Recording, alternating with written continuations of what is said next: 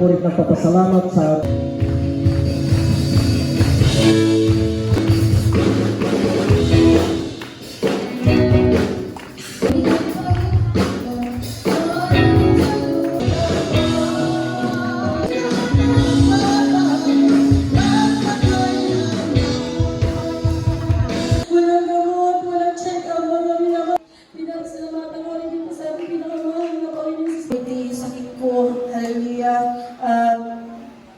Pagkakasap ko.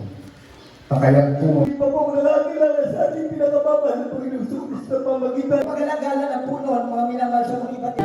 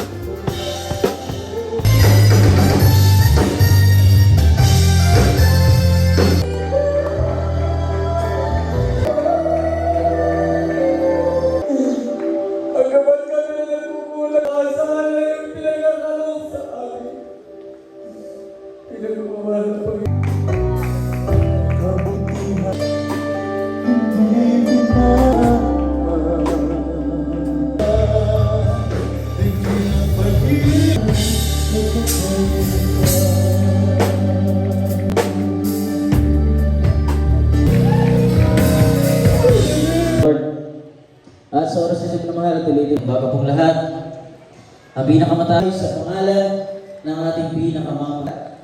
Nandito po sa ministeryong ito, Crusade International Ministry, namumuhay. At sinusunod, utos ito ng Diyos na maaari sa ating mga kababayan, ngunit sa aming pagsunod. Diyos, kakanin mo ang buhay sa ating mga minamahal na baguhan. Hallelujah, kayo po ay sa pagbabangkit lang ng Hallelujah, praise the Lord.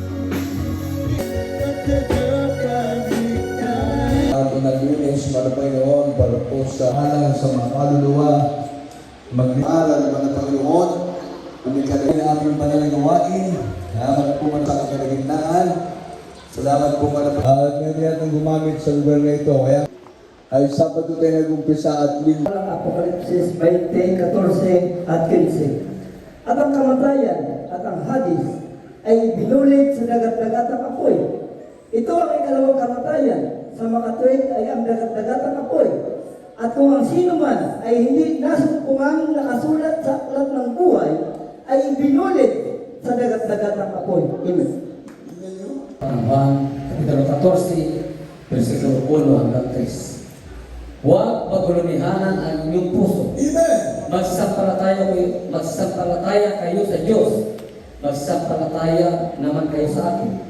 Sa bahay ng aking ama ay maraming tahanan. Kung di gayon ay sinabi ko sana sa inyo, sapagkat ako'y paroroon upang ipaghanda ko kayo ng takong kalalagyan. Rest. At kung ako'y pumaroon ay kayo'y ipaghanda ng kalalagyan. Ay muling paparito ako at kayo'y kakagatin ko sa aking sarili.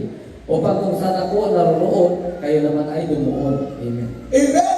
Everybody say praise the Lord! Na-challenge nga ako sa yung barangay captain eh. Kahit wala siya ngayon, no? Sabi niya, ituloy nyo lang yan. Meron bang magagawa yung mga ganun sa amin? Eh, si barangay captain mismo nagutos. Yung mga umuusig, yung mga nagsasabi na kami kulto, kung ano-ano yung mga sinasabi. Parang napasok ko dyan sa upuan to, ha? Bawal ang marupok. Pero Holy Bible yan. Jesus, Lord po namin. Kaya gusto ng Diyos mo na kayo lahat dito, maging matibay. Umalis na pala. Umalis na pala ang demonyo. Kala ko nagpangita. Umalis na pala. Ang umalis sa atin ay kamayaan. Naintindihan niya na.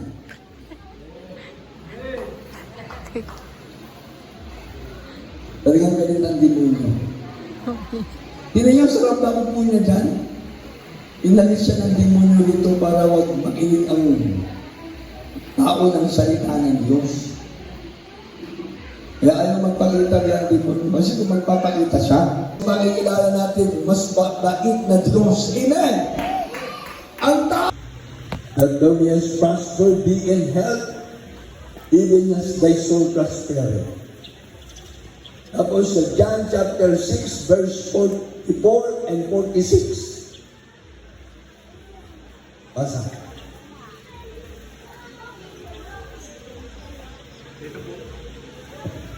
Dito po sa ikatlong Juan, Kapitulo 1, versikulo 2. Minamahal, aking dinadalain na sa lahat ko sa ikatlong Juan, Kapitulo 1, versikulo 2. Minamahal, aking dinadalain na sa lahat ng mga bagay ay guminhawa ka at bumuti ang iyong katawan na gaya ng pagginhawa ng iyong kaluluwa. Amen. Praise. Amen.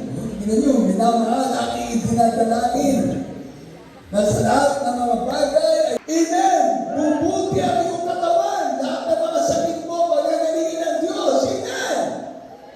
Pati kaluluwa mo, nagaya ng pagginhawa ng iyong kaluluwa. Bubuti pala talaga ng tao kung maglingkod sa Diyos. Amen! Ewan ko ba tayo mga kababayan natin dito? Kasi nga, sabi nila, mabait kami. Oh? Mabait kami ng may kita. Na makita namin yung pare, yung kumare. Baka dahil isang araw, wala na akong kaibigan. Wala na akong mga kasama. O di pumunta ka sa tindahan para makipag-chismisan ulit.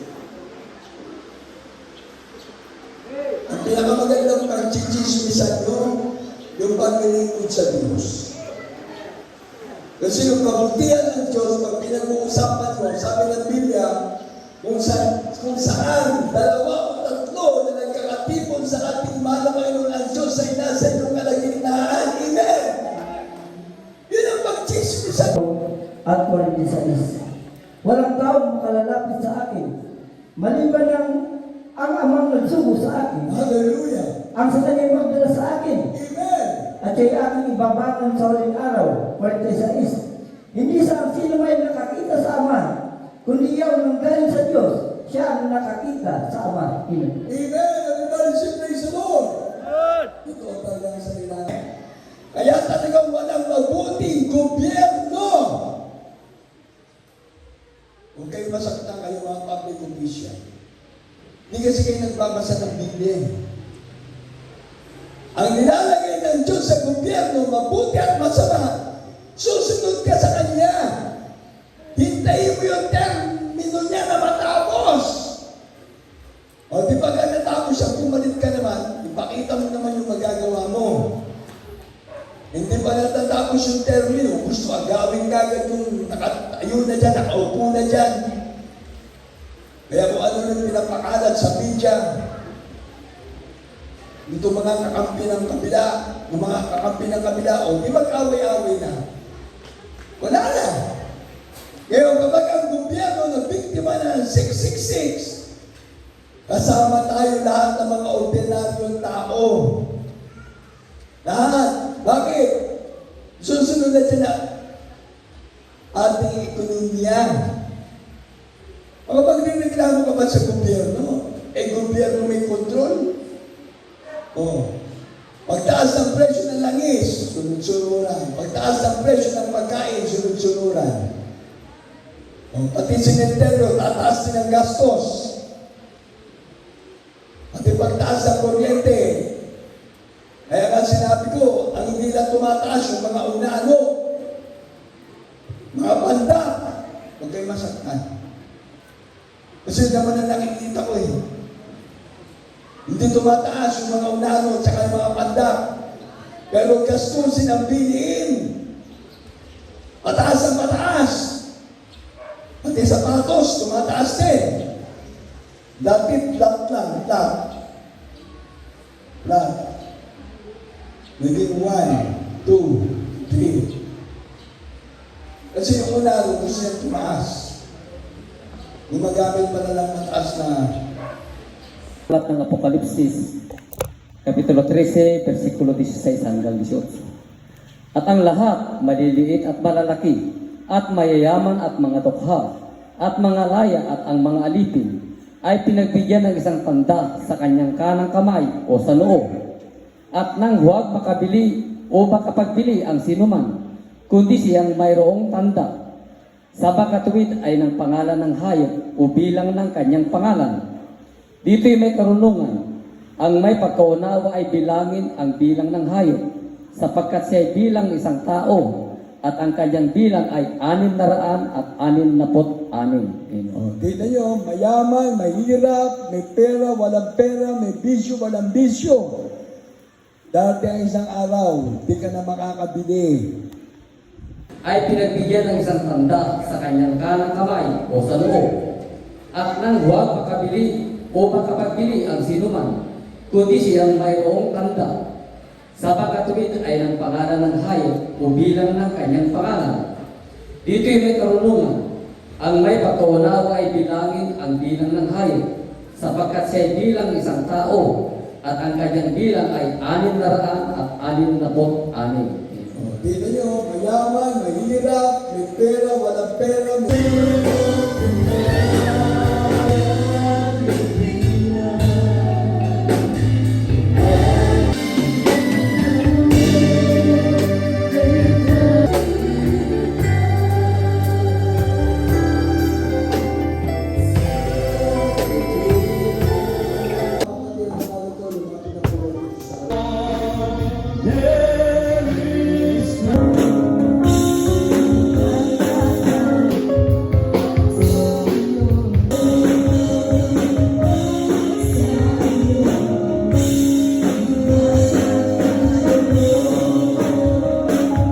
Pilipinas, Del Mundo. Nandiyan po yung ating address. Hindi po kayong maliligaw. Pupuntahan niyo po yan. Itabi niyo lang po yan sa bahay ninyo. At kung kayo may mga sakit, may mga pangangailangan po kayo, tumawag lamang po kayo sa amin. Ayan, nandiyan po yung mga testimonyo ng ating mga kapatiran na nasave sa ating banal na wine. Kung meron po kayong pangailangan, tumawag po kayo, mag-text po kayo sa amin po mga number na nandyan, 090.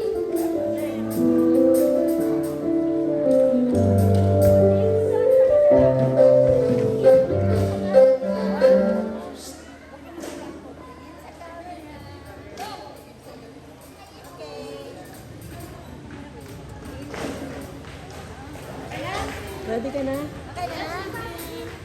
Wait lang si Mason.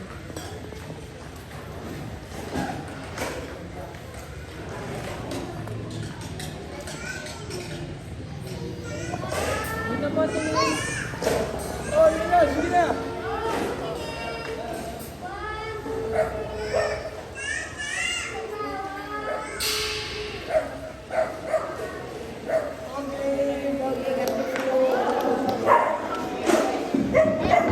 Ligpit ba? Ligpit po yung mga instrumentalist. Ligpit na. O ngayon, 3 araw na tumutugtog kayo, magligpit na kayo.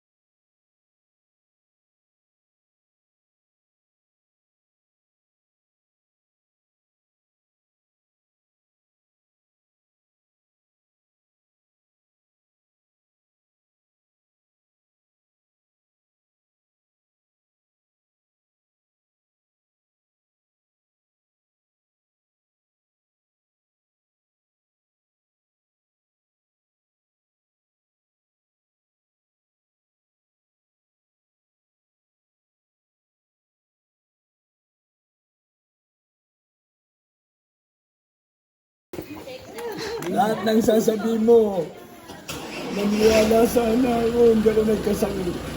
Yun lang ang sasabihin ko sa iyo. Hanggang hindi pa naniningil ka.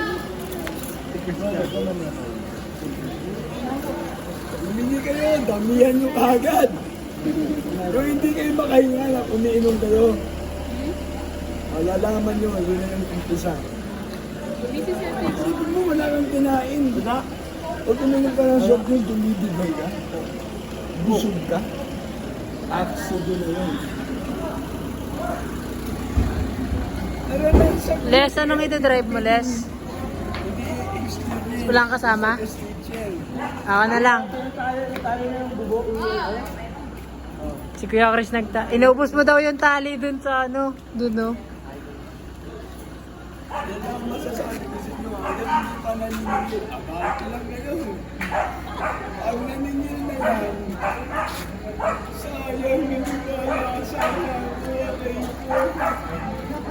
aray ko.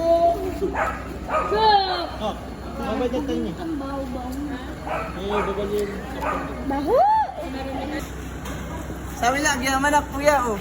Di ba? Oo, di ba? Yaman jumping na eh. Tignan nyo. Yaman na kuya.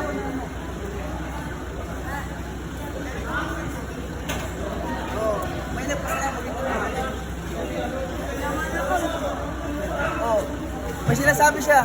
Sabihin mo sa kanya. Yaman ako, kuya. Pero nakugit ka nga ro dyan. Ako kita ko. Kung bigat mo na next month mo.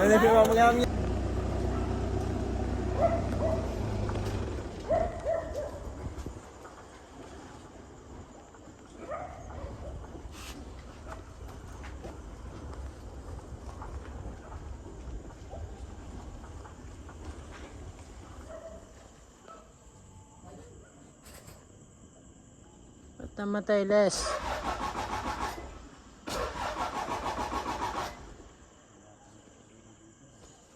Wala ng diesel?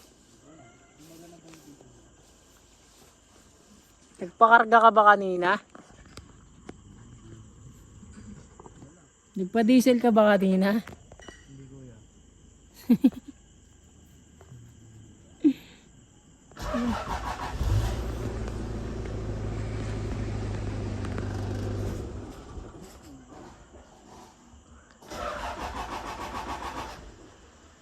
Pahatak lang tayo?